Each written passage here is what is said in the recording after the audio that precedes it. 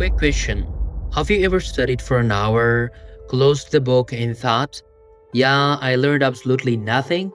You weren't lazy, your brain was just confused. Einstein believed most learning problems come from not asking the right question. Today, I'll show you one simple method based on that idea, and it might completely change how you study. Most students start studying like this. I need to study biology.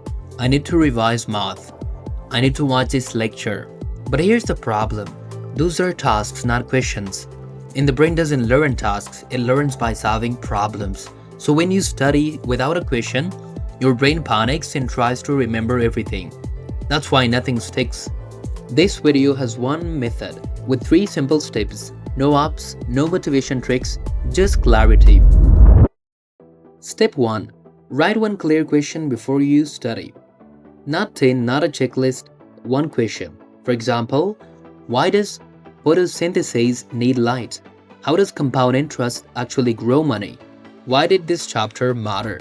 If you can't write a question, that's good news. It means you just found the real problem. Step 2. Study only to answer that question.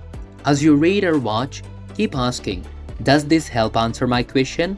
If yes, focus. If not, ignore it. This instantly reduces overload and distraction. Your brain finally knows what it's looking for. Step 3. Stop when the question is answered. This is important. You don't stop when the timer ends. You stop when confusion disappears. If you can explain the answer out loud, simply you are done. Yes, even if it was only 25 minutes. That's not lazy, that's efficient.